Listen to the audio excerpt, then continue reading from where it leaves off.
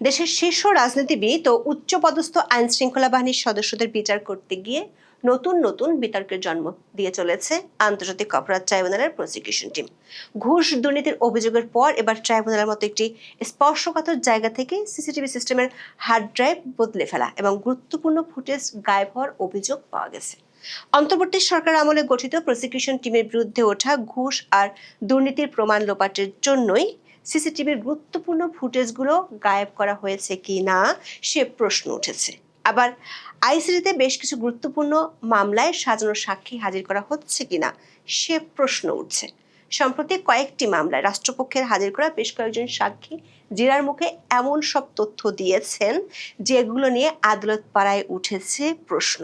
যেমন সাবেক সেনাপ্রধান জেনারেল ইকবাল করিম ভূঁইয়া মামলা ও অপরাধের সাথে সংশ্লিষ্ট তথ্যের চেয়ে এমন কিছু বক্তব্য আদালতে উপস্থাপন করেছেন যেগুলো বর্তমান বিএনপি সরকারকে বিব্রতকর পরিস্থিতিতে ফেলতে পারে। আসামি পক্ষের অনেকেই অভিযোগ করেছেন সাজানো সাক্ষী হাজির করা এবং পরে জেরায় তাদের দেওয়া তথ্যে অনেক গরমিল পাওয়া যাচ্ছে। সংশ্লিষ্ট সূত্রগুলো বলছে এসব সাজানো সাক্ষী ফেঁসে যেতে পারেন। বিস্তারিত জানতে চলুন যাওয়া যাক বিশ্লেষণ।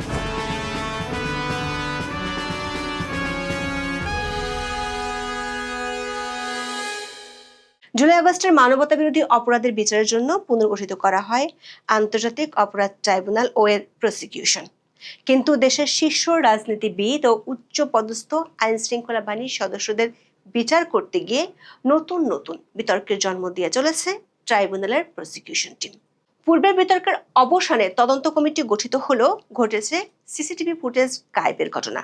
উঠে এসেছে কম্পিউটার হার্ড ড্রাইভ পাল্টে ফেলার তথ্য। ঘটনার সূত্রপাত হয় 2026 সালের 23শে ফেব্রুয়ারি প্রসিকিউটর BM সুলতান মাহমুদের একটি বিস্ফোরক ফেসবুক পোস্টকে কেন্দ্র করে। সেখানে অভিযোগ করা হয় 2025 সালের 19শে সেপ্টেম্বর আশুলিয়ায় লাশ পোড়ানোর মামলার আসামি সাবেক পুলিশ উপপরিদর্শক শেখ আফজালুল হকের স্ত্রী একটি ভারী ব্যাগ নিয়ে প্রসিকিউটর গাজী মোনার হোসেন তামিমের কক্ষে প্রবেশ করেছিলেন। সুলতান মাহমুদের দাবি, অর্থের বিনিময়ে পরবর্তীতে আফজালুলকে রাষ্ট্রপক্ষের সাক্ষী করা হয় এবং তিনি খালাস পান। প্রসিকিউটর সুলতান আরও দাবি করেন বিষয়টি তৎকালীন চিফ প্রসিকিউটর তাজুল ইসলামের নজরে আনা হলেও কোনো ব্যবস্থা নেওয়া হয়নি, বরং বিষয়টি নিয়ে প্রসিকিউটর গাজী মোনার হোসেন তামিমকে জিজ্ঞাসাবাদ করার কারণে সুলতান মাহমুদকে তিরস্কার করা হয় বলে পোস্টে অভিযোগ করা হয়েছে।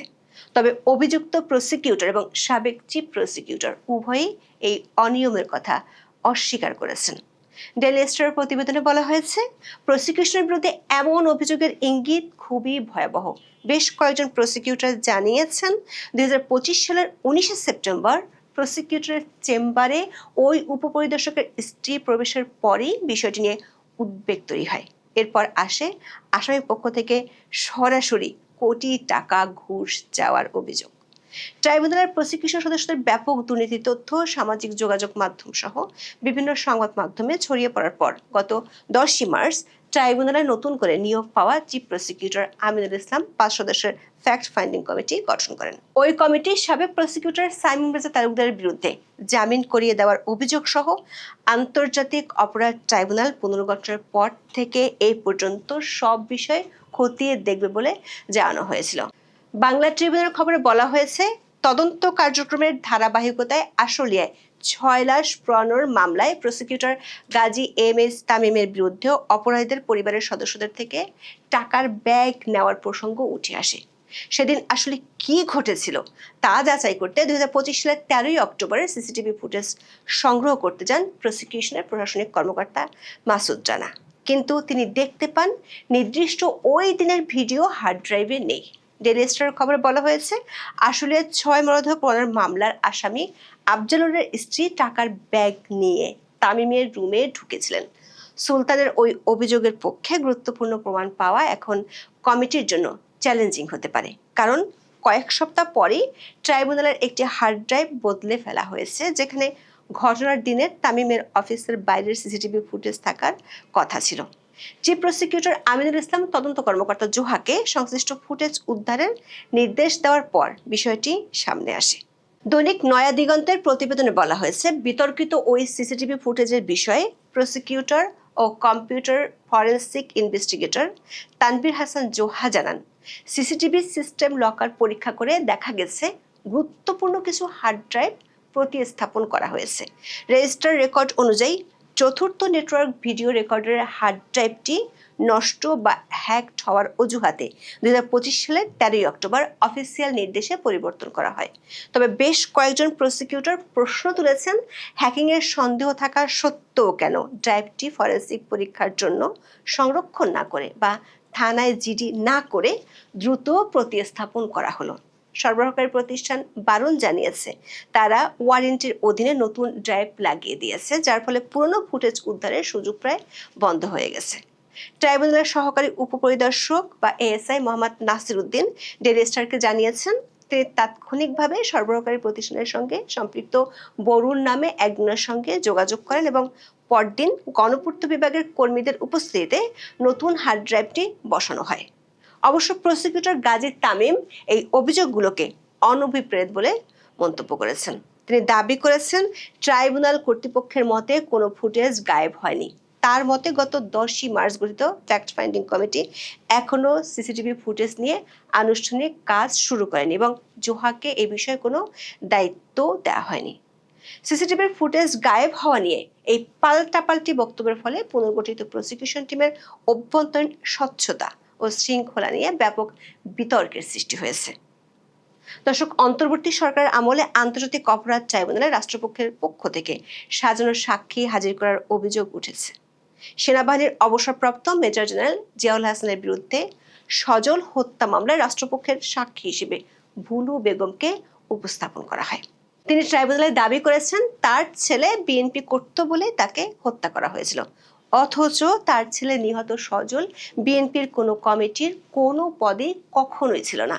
ঘটনার 15 বছর পর ট্রাইব্যুনালে সাক্ষী দিতে গিয়ে তিনি বলেছেন তার ছেলের হত্যার বিষয়ে জয়দেবপুর থানায় মামলা হয়েছিল কিনা সেটিও তিনি জানেন না, এমনকি তার ছেলের শরীরের কোথায় ক্ষতচিহ্ন সেটিও জানেন না। তার ছেলে কয় তারিখ মারা গিয়েছিলেন, কয় তারিখ নিখোঁজ হয়েছিলেন সেসবের কিছুই তিনি আদালতে বলতে পারেননি।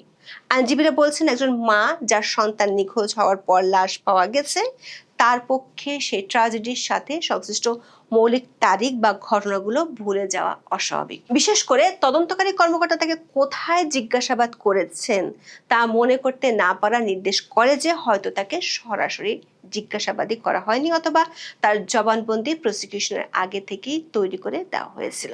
ভুলু বেগম তার জবানবন্দিতে জিয়াউল হাসানের নাম সরাসরি উল্লেখ করলেও জেরার সময় তিনি স্বীকার করেছেন তিনি অনেক কিছুই পরে শুনেছেন।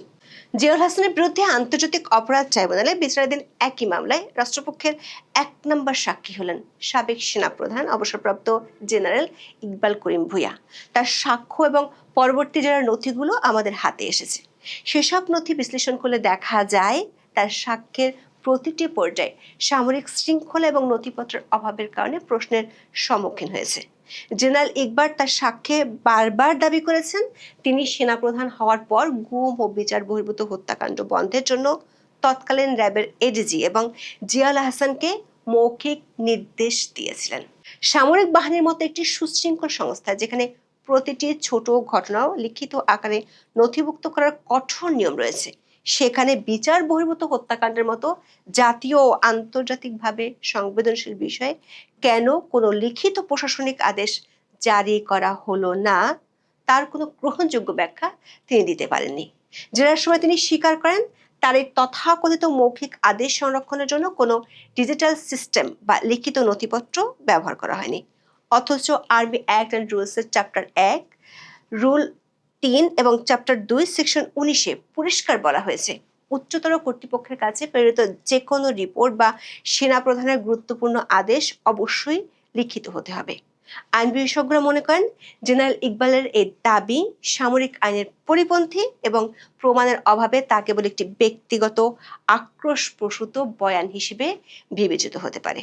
সেনাবাহিনীতে যেখানে সাধারণ ছুটি বা বদলির জন্য লিখিত মুভমেন্ট অর্ডার প্রয়োজন হয় সেখানে জীবনের নিরাপত্তা সংক্রান্ত আদেশ মৌখিক হওয়া প্রায় অসম্ভব। জেনারেল ইকবাল তার সাক্ষ্যে দাবি করেছেন জিয়াউল হাসান তার নিয়ন্ত্রণের বাইরে ছিলেন কারণ তিনি র্যাবে ডেপুটেশনে কর্মরত ছিলেন, অথচ সেনাবাহিনী আইন ও বিধির বিশ্লেষণ ভিন্ন কথা বলে। আর্মি অ্যাক্ট সেকশন 2 এর 2A অনুযায়ী সেনাবাহিনীতে কমিশনপ্রাপ্ত প্রতিটি অফিসার অবসরপ্রাপ্ত বা বরখাস্ত না হওয়া পর্যন্ত এবং ডেপুটেশনে থাকলেও তিনি সেনা প্রধানের প্রশাসনিক ও শৃঙ্খলাজনিত নিয়ন্ত্রণের অধীনে থাকেন।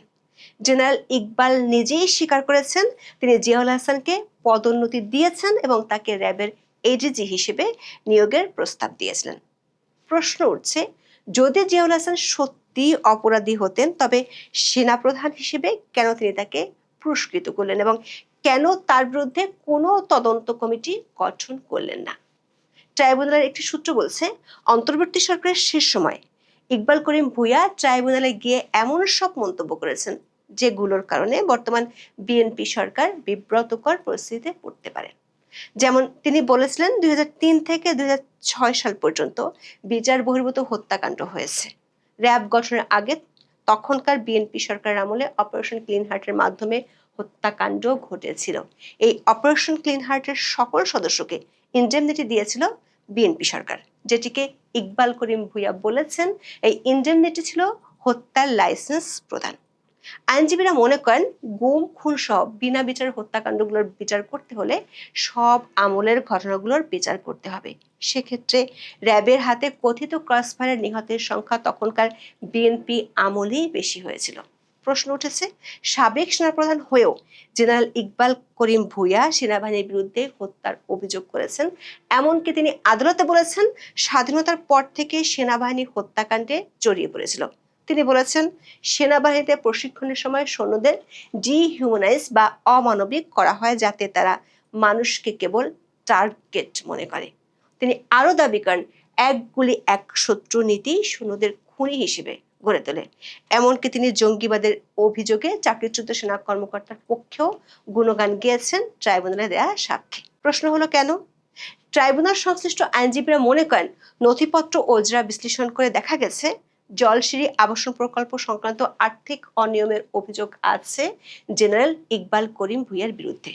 জেনারেল ইকবাল এই প্রকল্পের চেয়ারম্যান থাকাকালীন সময় জমি অধিগ্রহণ নিয়ে বিপুল পরিমাণ অভিযোগ উঠেছিল। এমনকি ট্রাইব্যুনালের জেরায় উঠে এসেছে জিয়াউল হাসান একজন গোয়েন্দা কর্মকর্তা হিসেবে জলসিঁড়ি প্রকল্পের কিছু দুর্নীতি সম্পর্কে জানতে পেরেছিলেন এবং জেনারেল ইকবালের কিছু বেআইনি মৌখিক আদেশ পালন করতে অস্বীকার করেছিলেন। এই অভিযোগ থেকে বাঁচতে তখনকার প্রসিকিউশন টিমের হয়ে সাক্ষ্য দিতে সাবেক এই সেনাপ্রধান আইসিটিতে যেতে বাধ্য হয়েছিলেন কিনা এমন জনশ্রুতিও আছে আদালত পাড়ায়। আবার বাংলাদেশের সাবেক প্রধানমন্ত্রী খালেদা জিয়ার মনির রোডের বাসা থেকে উচ্ছেদের ক্ষেত্রেও জেনারেল ইকবাল করিম ভূঁইয়ার হাত ছিল, এমনটাও শোনা যায়। এখন এ পর্যন্ত সবাই ভালো থাকুন, সুস্থ থাকুন, নিরাপদে থাকুন। দেখা হবে আগামী পর্বে।